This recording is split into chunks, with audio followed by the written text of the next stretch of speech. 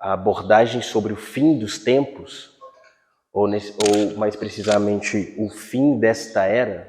Então, quando nós vamos observar assim, a gente vai olhar nas Escrituras, é um assunto central, o fim de uma era. Quando a Bíblia vai falar sobre o fim dos tempos, ele está falando sobre o fim, não necessariamente desse mundo como nós o conhecemos, mas ele está falando sobre uma era, ou sobre o modelo de governo deste mundo, sobre a regência, sobre as influências que recebemos para vivermos essa vida.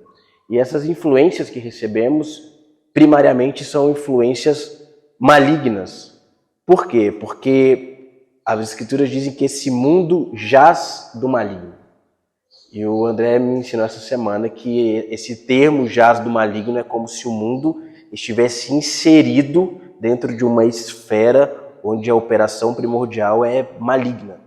Né, André? Como se ele tivesse, o jazido ali fala sobre a morte, né? Quando alguém está afundado ou aprofundado dentro de uma realidade maligna. Então, desde o princípio, esse mundo ele carece de uma regeneração, de uma restauração, de uma intervenção de Deus para que as coisas sejam novamente colocadas em ordem. Porque Deus é perfeito e Deus é bom, e tudo que Ele faz reflete aquilo que Ele é. E quando Ele criou todas as coisas, Ele criou a partir daquilo que Ele é. Ele compartilhou da sua essência, da sua natureza, e colocou o homem no centro deste plano criativo como regente dessas coisas. Ele colocou o homem como um co-herdeiro, como um criador parcial. Ele faz parte dessa criação. Não à toa, ao homem foi dado a função de nomear as coisas, a função de organizar as coisas, de governar, de multiplicar sobre a terra, como nós lemos em Gênesis, né? Então, desde o princípio, nós vemos uma terra, uma criação que carece de regeneração. E essa regeneração ela vai passar pela manifestação de Cristo, a sua segunda vinda, quando ele vier com poder e glória para modelar as coisas a partir do seu próprio governo. E o que isso tem a ver com a gente, né? O texto que eu usei de chamada lá foi o texto de 2 Pedro, capítulo 3, a partir do versículo 11. Pedro aqui ele vai falar sobre esse dia, e ele fala também sobre um ponto interessante, que é quando pessoas eles começam a duvidar desse dia. Você, mas está demorando para a sua vinda, e muitos começam a zombar e não acreditar, e aquilo começa a ganhar um peso cada vez menor. E ele chama essas pessoas de escarnecedores. Pessoas que já estão completamente cegas e movidas apenas pelos seus próprios sentidos, que eles já perderam o senso de esperança. Eles já não conseguem visualizar que essa terra carece de uma regeneração. Por quê? Porque eles foram completamente sugados por essa realidade. E eles vivem tão imergidos nela que eles se tornaram escarnecedores da verdade. É a mesma coisa que Salmo capítulo 1 diz sobre pessoas que estão alheias à lei de Deus, pessoas que já não conseguem contemplar o belo, que já não conseguem projetar a sua vida para além desta realidade. E Pedro vai falar sobre um tipo de gente, no versículo 11, 2 Pedro capítulo 3, versículo 11, que vai viver esses últimos dias. Diz assim: visto que tudo será assim desfeito, que tipo de pessoas é necessário que vocês sejam? Vivam de maneira santa e piedosa, esperando o dia de Deus e apressando a sua vinda.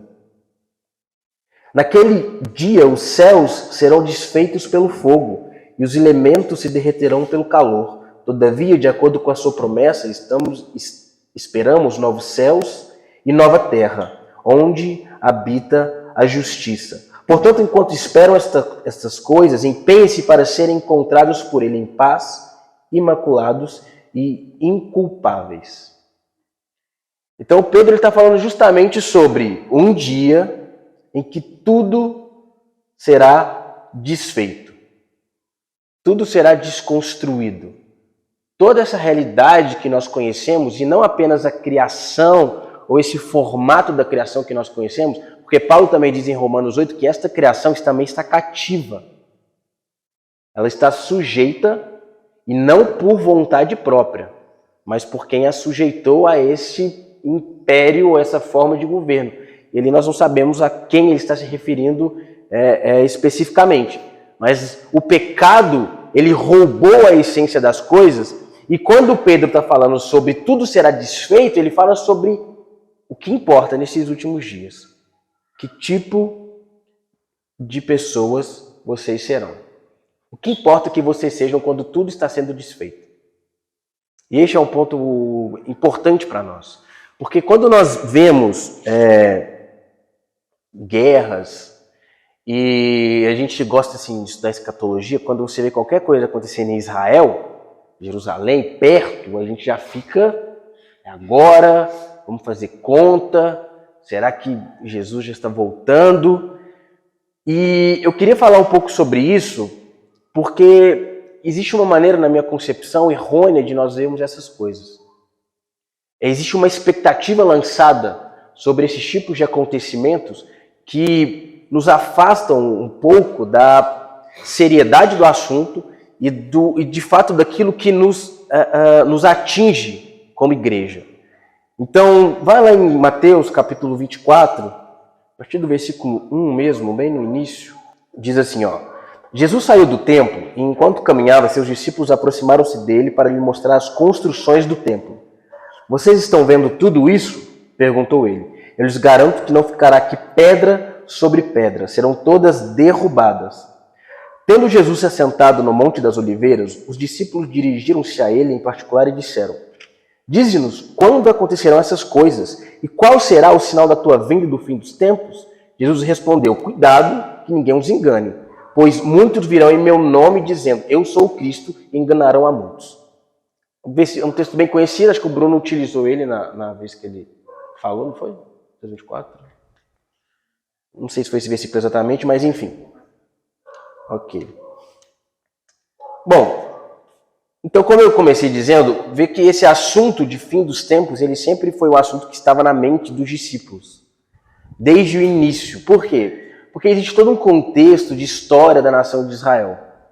Então, se você pegar um discípulo de Jesus, ou um homem judeu, e que teve contato com a Torá, e estudou a Torá, ele vai criar no seu coração e carregar e alimentar no seu coração que existe uma promessa para o seu povo. Desde os tempos de Abraão. Deus prometeu para Abraão que ele seria pai de muitas pessoas, o pai de povos, rei de nações. E a partir dele um povo seria criado. E esse povo ele iria ser uma influência para as demais famílias da terra. Então um discípulo de Jesus, um judeu do primeiro século, lendo isso, ele alimentava no seu coração que a terra a qual ele pertencia, ela seria uma terra que iria reinar, que algo aconteceria que iria expressar Deus para todas as demais nações da terra. Então esse homem, ele estudando, e todo esse senso nacionalista que existe no povo judeu, ele vai sendo alimentado tempo após tempo, era após era. Eles carregando isso. Então quando existia uma manifestação de alguém, e antes de Jesus te manifestar, já existiram outros homens que se apresentavam como sendo um Messias, né? Aquele que trazia, e alguns se rebelaram. Quando você vai ler a história de Macabeus, tem algo assim. Então, alguém que se intitulava como Messias e ia à guerra e contagiava os outros que estavam ao seu lado para tomarem por força, né? E violência. Então isso foi algo que estava sempre no centro do coração desses homens.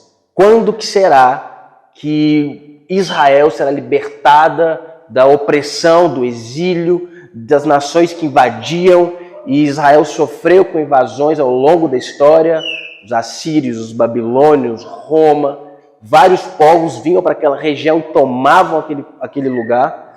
Então esse judeu, ele sempre esteve com isso na mente. Quando que acontecerá a restauração de Israel? Quando será o fim dos tempos? Quando que nós teremos o governo e nós seremos exaltados sobre a terra. Então isso é algo que estava nesses homens. Então quando surge o Messias, esse senso de nacionalismo, essa esperança, ela aflora novamente. E eles vão até Jesus e perguntam: Jesus, mas quando que será que essas coisas vão acontecer? Quando que a Torá, quando que a lei do Senhor vai se cumprir na nossa vida? E aqui é um ponto importante, porque Jesus, ele no capítulo 24, versículo 1, os discípulos começam a se exaltar mostrando o templo. E é justamente o templo que é um fator de orgulho para o povo judeu. É um fator de orgulho para Israel. O templo que foi construído desde Moisés, que passou por Salomão, depois foi destruído e hoje eles não têm mais esse templo. Então esse ponto de orgulho para eles. E quando eles mostram a construção do templo para Jesus, Jesus diz: olha, tá vendo o templo? Pois eu digo que não ficará aqui pedra sobre pedra. Tudo será destruído. Muitos teólogos vão utilizar essa fala de Jesus e apontar para o ano 70 depois de Cristo, quando Jerusalém foi invadida novamente, o templo foi destruído. Então, os teólogos vão dizer que essa profecia de Jesus, quando ele diz que o templo, que não ficaria pedra sobre pedra, seria tudo destruído, eles apontam para o ano 70 depois de Cristo, quando Israel foi invadida e o templo foi queimado, derrubado, destruído completamente. E essa profecia se cumpriu. Porém, eu queria chamar a atenção para um outro fato, que é uma questão de Jesus estar desconstruindo na mente dos seus discípulos uma maneira, uma esperança que eles tinham sobre a vinda de Jesus. Ou como se daria essa manifestação. Porque ele diz: está vendo o motivo do orgulho de vocês? E quando ele cita, na minha Bíblia não está essa palavra, está a palavra derrubadas, mas é sinônimo. Algumas Bíblias estão derribadas, né? Que é sinônimo, derrubadas, e algumas Bíblias vão falar a palavra derribada, e essa palavra no grego, ela fala justamente sobre ele estar alterando uma forma de governo. Quando você fala assim, isso aqui será derrubado, é porque é como se ele estivesse dizendo que existe um governo operando dentro de uma esfera política, digamos assim. Então a gente tem que, sei lá, o Senado, alguma casa que faz leis. E quando ele fala tudo isso será derrubado, é porque essa forma de governo, essa forma de legislação, ela não mais existirá. Então quando ele está falando tudo que será derrubado, ele está dizendo para os discípulos: olha, a esperança de vocês, a forma como vocês acreditam, não será assim. Está entendendo? Então ele já mexe num senso nacionalista daqueles homens e diz: cuidado. No versículo seguinte ele vai falar: cuidado, para que ninguém vos engane. Então, o que Jesus está ensinando os discípulos sobre o fim? Ele está primeiro mexendo na mentalidade deles e onde eles estavam colocando a esperança deles. Não vai ser por meio das ferramentas deste mundo que eu vou reinar. Quando ele está perante Pilatos, ele fala a mesma coisa: olha, o meu reino não é deste mundo. Porque Pilatos perguntou para ele: mas você não é o rei dos judeus? Ele: você o diz. Mas o meu reino não é deste mundo. Porque se assim fosse, os meus guerreariam por mim. Mas eu não vou utilizar das ferramentas deste mundo. Ele diz: então isso tudo será derrubado. E eles perguntam para ele: e qual será o sinal da tua vinda e do fim dos tempos? E Jesus responde: cuidado com o engano. Então este é um ponto que eu queria chamar a atenção. O nosso cuidado para não depositarmos a nossa esperança em eventos que falam mais da atuação do engano neste mundo, querendo associar isso a uma obra de Deus, a obra de Jesus.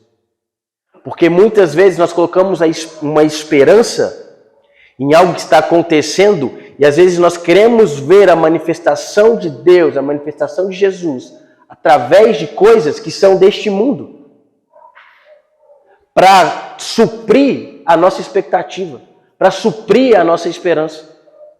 Está dando para entender? Só que ele não vai utilizar dessas ferramentas aqui para estabelecer algo que é eterno, algo que é a partir do Espírito.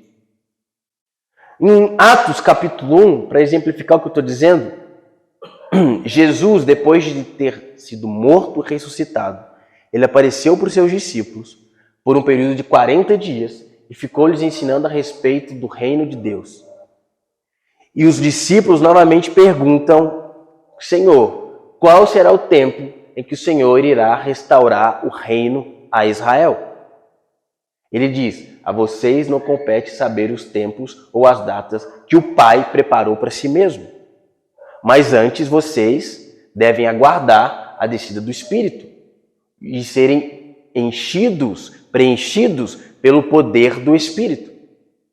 Então, ainda assim, depois de Jesus ter consumado a sua obra, ser morto na cruz, ressuscitado, 40 dias ensinando sobre o reino de Deus, os discípulos ainda assim perguntam: é agora que Israel será retirada da mão dos romanos, devolvida a nós, e nós reinaremos sobre os povos? Jesus disse: esperem pelo Espírito.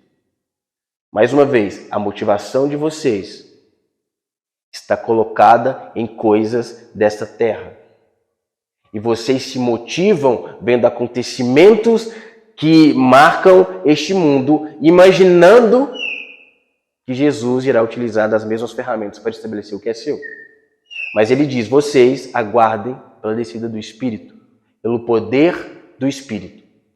E esse é um assunto que eu gostaria de entrar.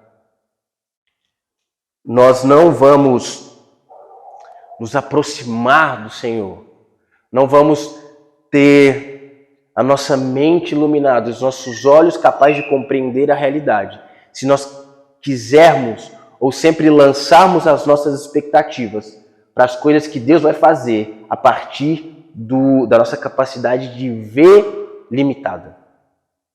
Então, se eu tenho a minha esperança de que Deus vai agir no mundo a partir das ferramentas daqui, nós não estamos no caminho correto. Ele diz: aguardem o Espírito, aguardem serem revestidos do poder do Espírito. A palavra para poder aqui é a palavra dunamis no grego, que significa desenvolver uma habilidade. Ou seja, desenvolver uma habilidade de compreender as coisas que estão acontecendo a partir de uma mente espiritual.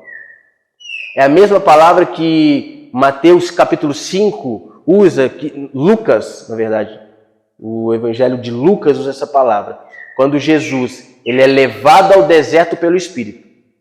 E a Bíblia diz que Jesus foi conduzido ao deserto pelo Espírito e saiu do deserto no poder do Espírito. A mesma palavra, poder, dunamis, que significa habilidade. Habilidade de compreender, porque o Espírito estava se movendo nele. E tudo que ele foi fazer foi impelido por essa vontade do Espírito. O que eu estou querendo dizer é que nós precisamos ter os nossos olhos voltados para os acontecimentos do nosso mundo, a partir de uma realidade espiritual, e não a partir de motivações humanas. Nós vimos muitas vezes pessoas diante desses acontecimentos entre Israel e a Palestina, e muitas pessoas se posicionando a favor de Israel, ou se posicionando a favor da Palestina, utilizando de argumentos que são completamente humanos. Utilizando de argumentos que não têm a ver com a vontade de Deus, mas que têm apenas a ver com uma expectativa que eles criaram para esse mundo. E o texto que nós começamos a ler é: que tipo de pessoas vocês serão nesses últimos dias? Piedosas. Pessoas pacíficas.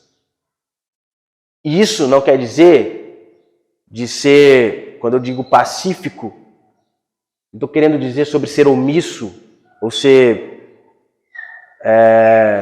neutro. Ou não, isso não importa. Eu sou pacífico. Eu não me posiciono. Não é isso a questão.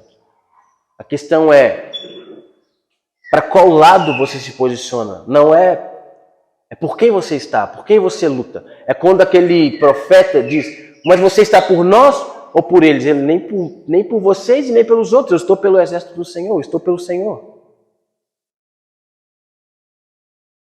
Então esse é o tipo de gente que vai ocupar a terra nos últimos dias. Pessoas como Noé, porque a Bíblia também fala que os últimos dias serão como os dias de Noé, e Noé era um homem justo e pregador da justiça. Pregador da justiça. E não uma justiça que tem a ver com o que ele pensava sobre justiça, mas tem a ver com o que ele tinha ouvido de Deus. Sobre, construa uma arca, coloque a sua família dentro dela, porque eu vou fazer chover sobre a terra, vou inundar a terra e todos vão morrer. Naquela época ainda eles não conheciam o que era chuva. Então é como se Deus estivesse falando algo que ainda não aconteceu sobre essa realidade que nós vemos.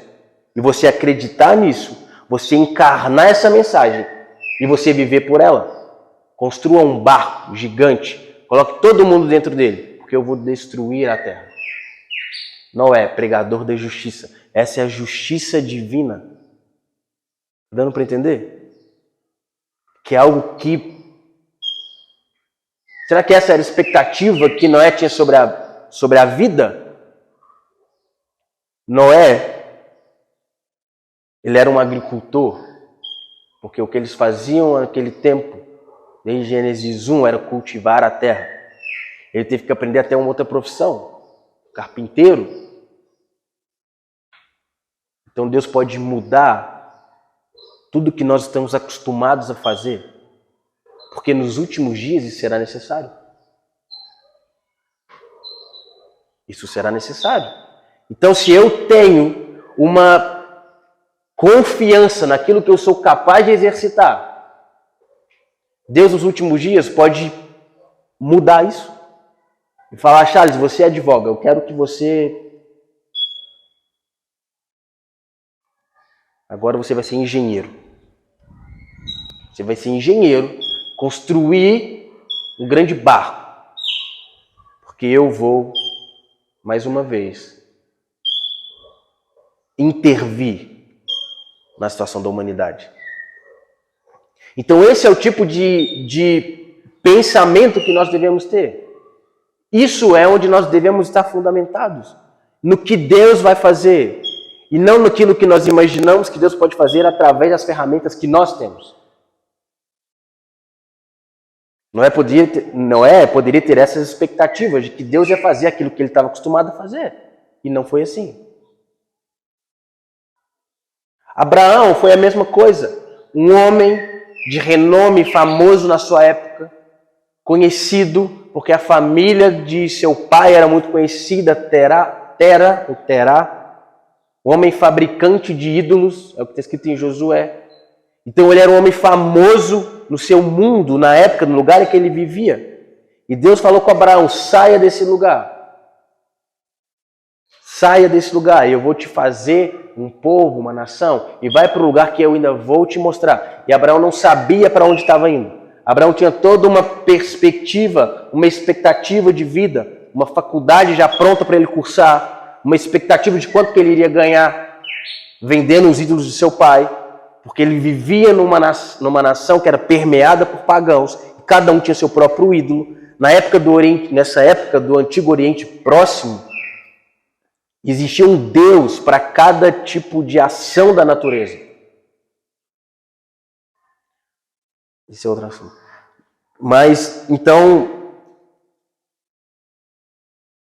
Abraão poderia ter dado sequência e perpetuar o paganismo, porque isso ia dar a ele lucro.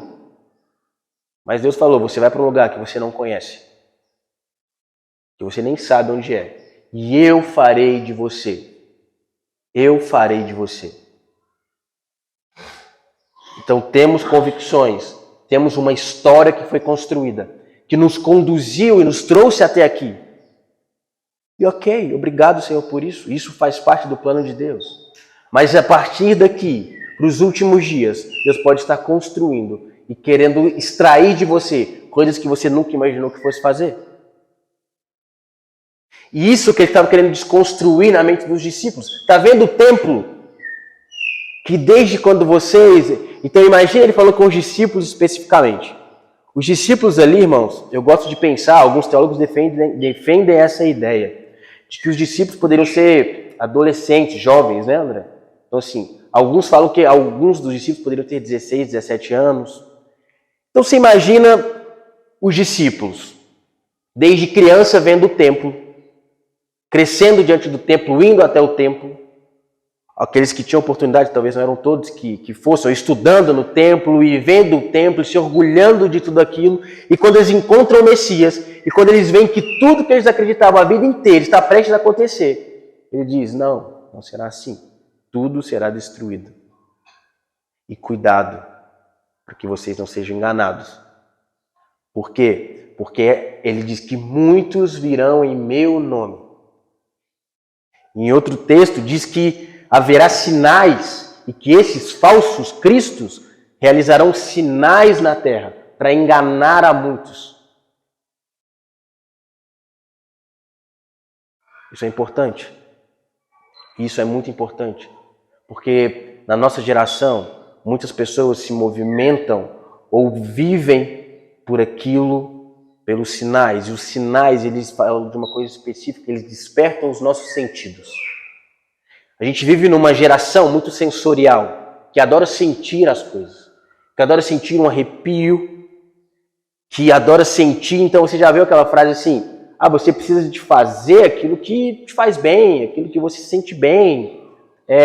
Se você está feliz assim, é isso que importa. Você quer mudar de sexo, mas você está feliz? Então, ok. Então, as pessoas são movimentadas pelo sensorial, por aquilo que elas sentem. E quando a Bíblia diz que os sinais vão enganar essas pessoas, é porque esses sinais mexem com os sensores dentro de nós, com os sensores externos. E aquilo causa um espanto. Você imagina no Egito, quando Moisés fala, Deus me levantou para retirar vocês do meio dessa nação opressora. E Deus dá a Moisés uma capacidade de realizar sinais. E o que acontece? O que os magos do Egito faziam? Os mesmos sinais. Então você imagina o povo que cresceu no Egito e fala, surgiu um libertador, Moisés, agora vamos sair todo mundo daqui, graças a Deus. Vamos para a nossa terra. E onde que era a terra deles? Eles nem sabiam, eles iam para o deserto. Aí já fica estranho. Aí fala, não, mas Moisés vai operar sinais. E quando ele opera sinais, os magos do Egito também fazem. Mas... Está entendendo? Porque enganarão a muitos. Essa é a operação do erro. Essa é a operação do engano.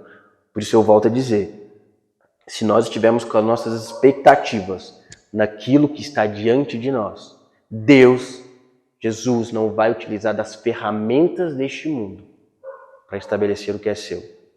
Este mundo será recriado, regenerado. E ele está sobre este mundo. Então, quando ele atuar, este mundo irá submeter a ele toda a criação, irá se sujeitar ao Senhor. E nós também, junto com ela, seremos transformados. Então é isso que nós precisamos ter em mente. Jesus disse, aguardem o poder do Espírito. Aguardem perseverantes em oração, unânimes.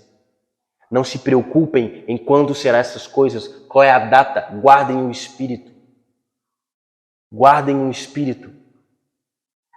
Era isso que ele estava falando. E existem alguns exemplos na Bíblia sobre homens que guardaram o Espírito e testemunharam do Senhor e do teu reino em lugares que nós não podemos nem imaginar como tenha sido.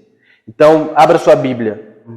Daniel capítulo 1, versículo 8, diz assim, Daniel, contudo, decidiu não se tornar impuro com a comida e com o vinho do rei, e pediu ao chefe dos oficiais permissão para se abster deles. Versículo 8. Lá no versículo 15 diz assim, passados 10 dias, eles pareciam mais saudáveis e mais fortes que todos os jovens que comiam a comida da mesa do rei. Aqui, acredito que todos estão ambientados com a história de Daniel. Daniel era um jovem promissor que vivia em Jerusalém, Israel, e Israel foi invadida por Nabucodonosor, que levou o povo exilado para a Babilônia. Se não me engano, Daniel faz parte da segunda leva, da primeira. Então, na primeira, tiveram dois grupos de pessoas que foram levados para a Babilônia. Um primeiro grupo de pessoas, depois o segundo grupo de pessoas. E Daniel fazia parte desse primeiro grupo. E Daniel era um homem dotado de... Como é que eu posso falar? Ele era um homem inteligente, dotado de algumas regalias intelectuais, era um homem estudioso. Então, assim, ele tinha uma boa aparência. Então, era uma pessoa admirável. E ele foi levado para a Babilônia. E na Babilônia, a ação do governo da Babilônia logo quis trazer Daniel para dentro dos seus aconchegos. Então, olha, Daniel, tem uma mesa para você comer, se fartar, você vai estudar, descobrir todos os mistérios da ciência, porque você é um homem inteligente, junto com seus amigos, então nós queremos aqui te dar o que temos de melhor. E a Bíblia diz que Daniel resolveu e decidiu se abster dessas regalias. Esse é um ponto que eu gostaria de linkar, essa abstinência de Daniel, com o cuidado que Jesus fala em Mateus capítulo 24. Cuidado. O que Daniel teve aqui foi cuidado. Cuidado com os poderes sedutores da Babilônia. Daniel, 3 reis, do capítulo 1 de Daniel até o capítulo 6, 3 reis se sucederam no poder da Babilônia. Desses 3 reis, os 3 especificamente disseram a Daniel que nele havia um espírito dos deuses. Este homem que tem o espírito dos deuses. Obviamente, Daniel guardava o espírito do Senhor, o Espírito Santo. Mas para os babilônios que acreditavam num panteão de deuses, era como se ele fosse um semideus. Mas ele era um homem diferente da sua época. Por quê? Porque ele decidiu se abster das iguarias do rei e guardar o espírito. E guardar o espírito de Deus. E a Bíblia diz que quando eles propuseram um banquete, Daniel disse, não, eu não quero.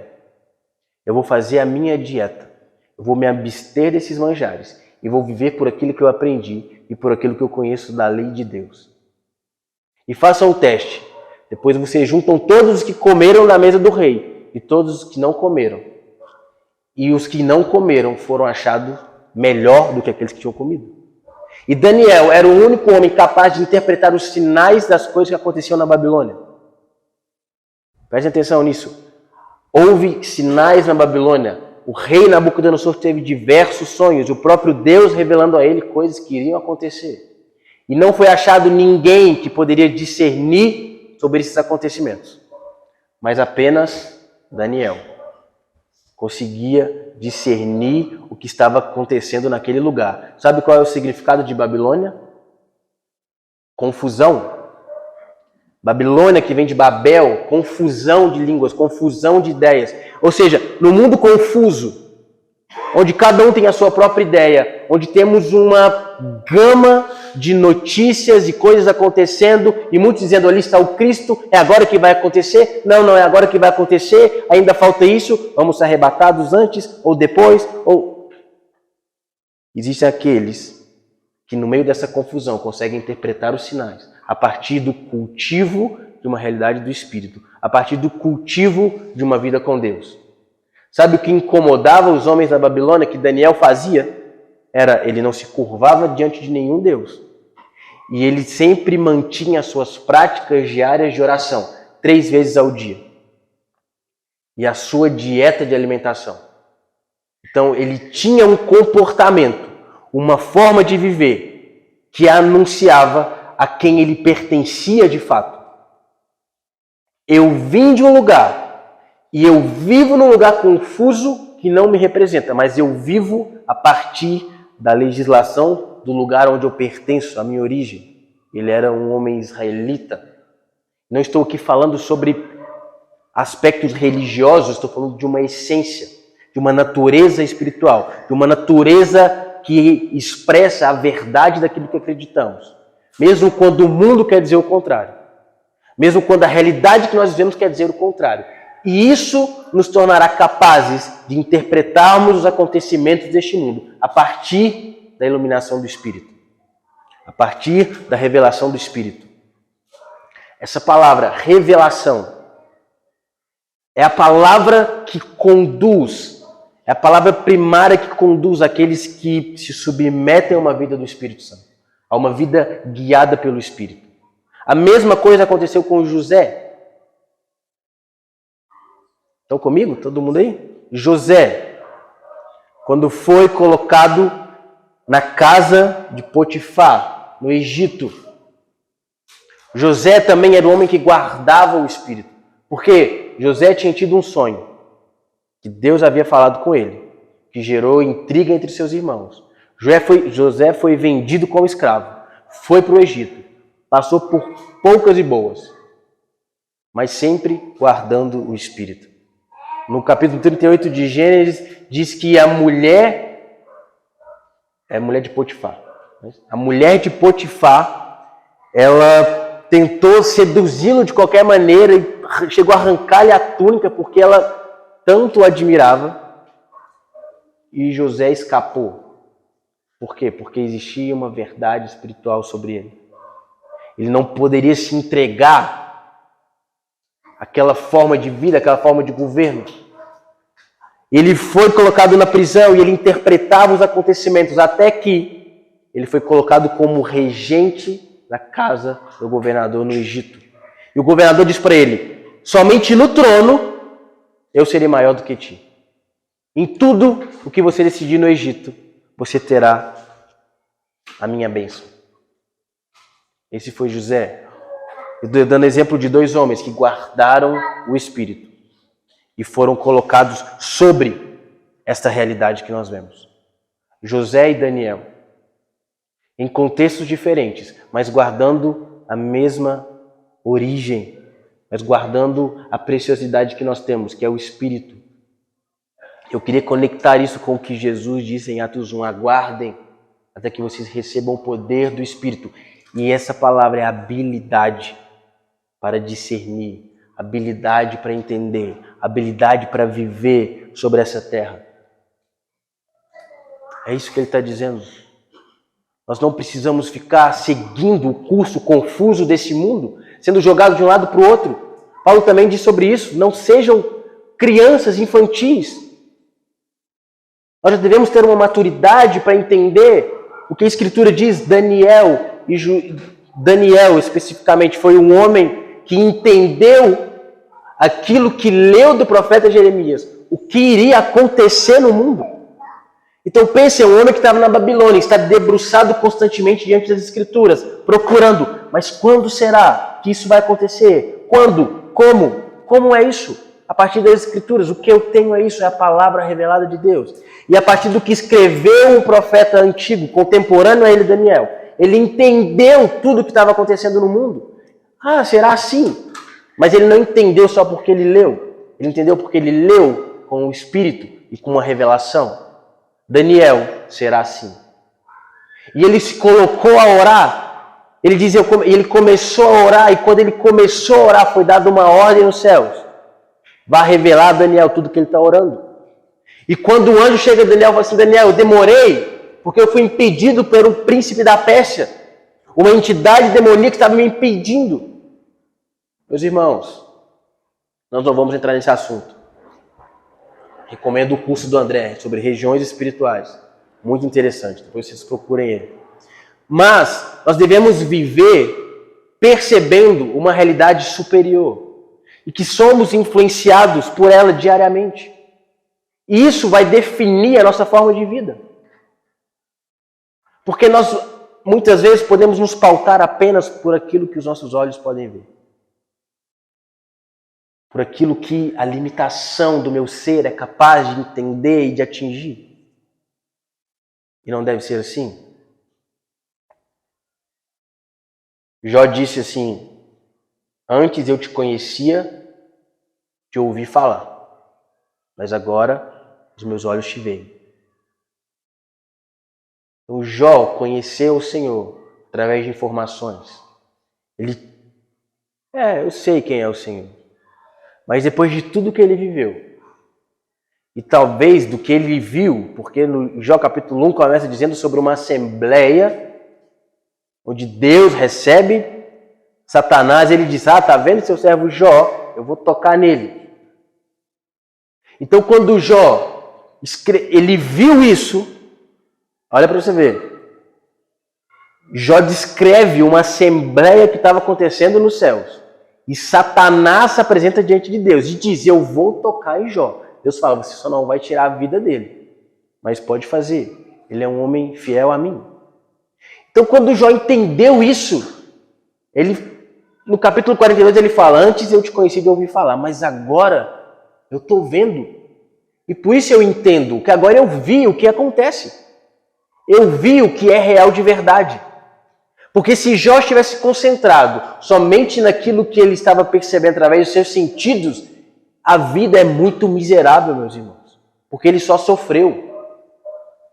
Mas o que condicionou Jó a entender o sofrimento dele foi que ele viu uma realidade celestial, uma realidade do Espírito. Então ele diz, antes eu te conhecia de ouvir, mas agora que eu vejo, eu entendo. Então isso não mais me atinge. Está dando para entender isso? Essas serão pessoas específicas que vão viver os últimos dias, que não serão enganadas pela atuação do erro. Não pense que o anticristo é contrário a tudo que Cristo faz. Ele vem para deformar uma imagem de Jesus. Ele vem para deformar, é a serpente no Éden. Mas o que Deus pediu para vocês fazerem? Não é para comer? Deus falou, não coma. Mas se você comer, você sabe. Entendeu? Ela joga com a sedução. Satanás ele joga com uma falsa imagem. Isso é o engano. É uma imagem que parece real, mas que não é, e ela vai te confundindo até você ficar entorpecido e toda a magia do mundo toma conta de você até você não perceber as coisas que você faz. Pessoas de fim são pessoas de finalidade, pessoas com objetivos claros, pessoas que entendem o que estão fazendo, pessoas que têm um propósito muito definido e a forma como vão viver. Essas são pessoas de fim. Pessoas que não são tomadas pelo engano. Então por isso ele diz, cuidado para que ninguém vos engane. Essas são as formas de engano. O mundo, a Babilônia, a confusão, a mesa do rei, os manjares, os magos, a sedução espiritual. O conhecer apenas de ouvir. Mas eu já ouço a palavra todo domingo no culto. Eu sou um crente exemplar, meus irmãos. Não, né?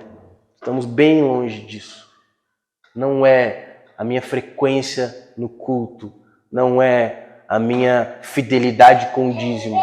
Não são essas coisas. Na verdade, essas coisas são reflexo ou são consequência do lugar secreto. Jesus disse, no lugar secreto meu Pai vê o que ninguém vê. O que ninguém vê.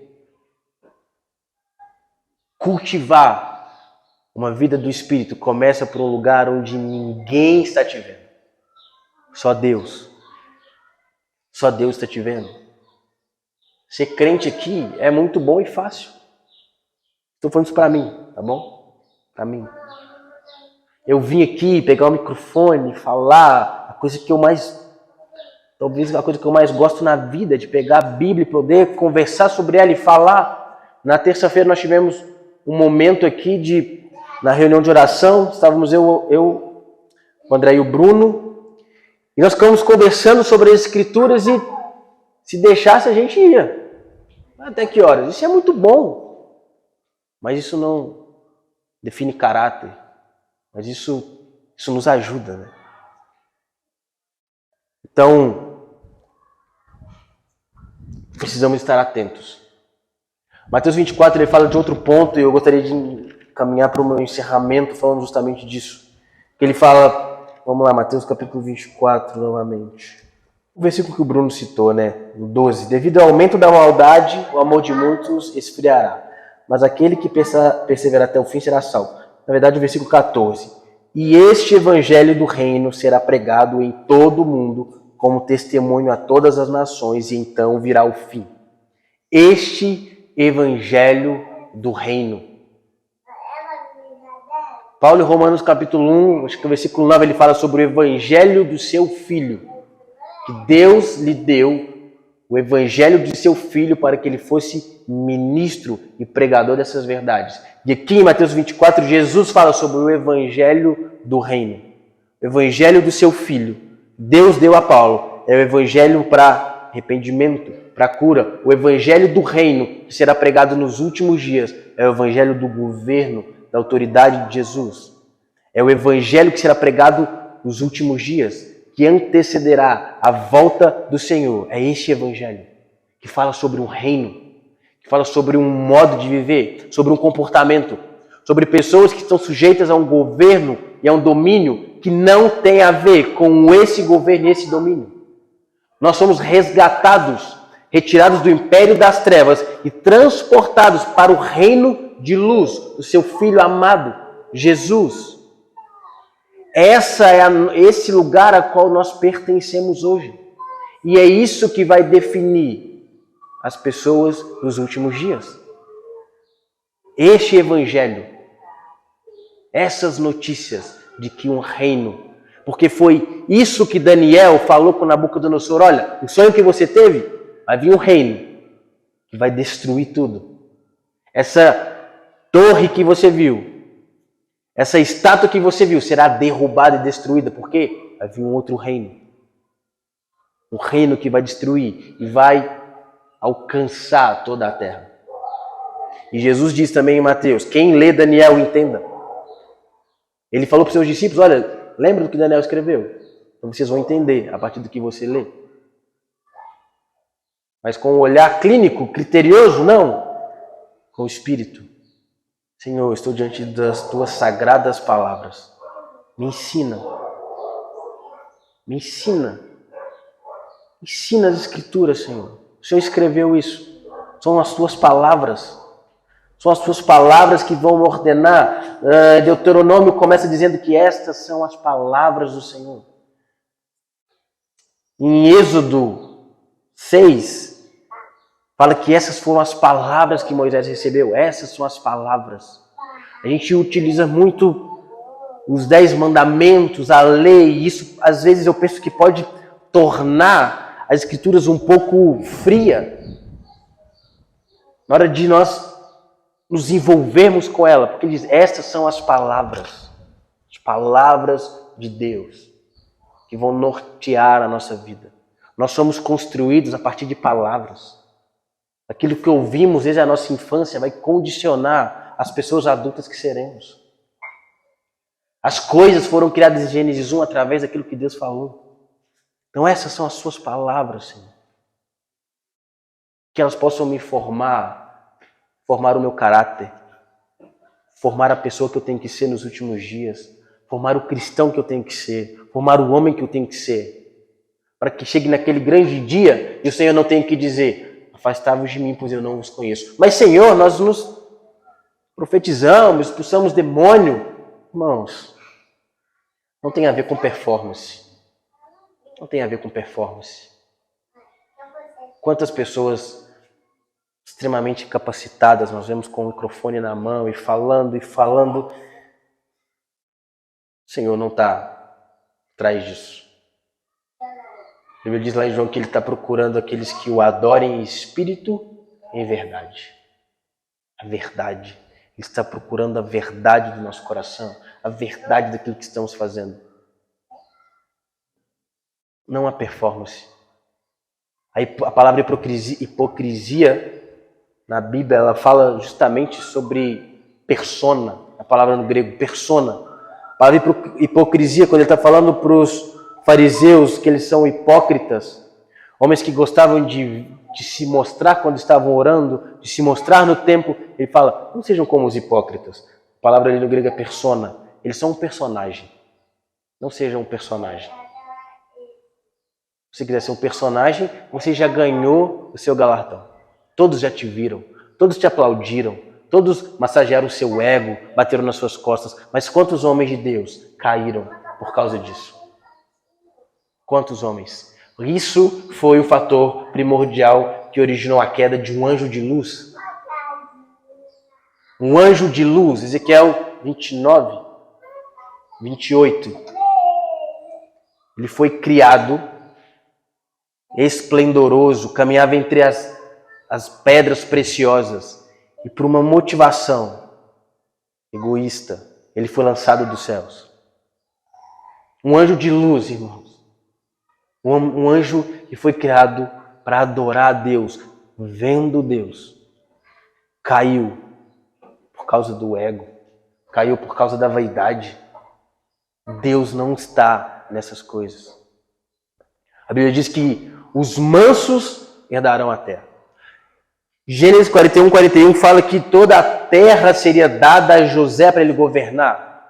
E José foi quem? Um homem humilde. A mesma coisa que aparece em Mateus capítulo 4, Mateus capítulo 5, versículo 5, que fala que os mansos, os humildes, herdarão a terra. Você quer governar, ter autoridade sobre a terra, ter autoridade sobre os lugares que você atua, é com submissão ao Senhor.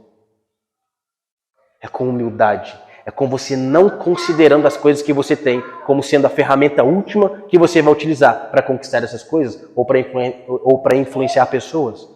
É quando você se desarma. Isso é humildade. Quando você se desarma, Senhor, estou aqui, sujeito. Quando você se desarma, então a autoridade lhe é dada sobre a terra. Olha como isso é lindo. O Sermão do Monte deve ser o nosso código de vida, né? A nossa jurisdição para viver nesse mundo. Foi isso que Jesus ensinou para os seus discípulos. Olha, existem uma infinidade de segredos que estão entre o céu e a terra. E Jesus disse para os seus discípulos, vivam a partir dessas palavras. Sejam mansos, sejam humildes, bem-aventurados vocês, pobres de espírito. Bem-aventurados vocês, mansos, vocês herdarão a terra. Vocês que choram e clamam por justiça, vocês verão a Deus. Esse é o nosso código de vida, esse é o nosso código de conduta. O sermão são as palavras de Jesus para a igreja hoje. Suba ao monte, se assentem aos pés de Jesus. Então subir fala de um esforço para compreender as coisas do alto. Como eu posso compreender as coisas do alto? Quando eu estou aos pés de Jesus e ouvindo as suas bem-aventuranças. Bem-aventurados aqueles que ouvem essas palavras e guardam no seu coração. Que isso, irmãos, possa não estar na nossa mente apenas, mas que as palavras deste livro, as palavras do Espírito, não ocupem só a nossa mente, mas que ela possa fazer um link com o nosso coração e definir a maneira como nós vivemos. Amém?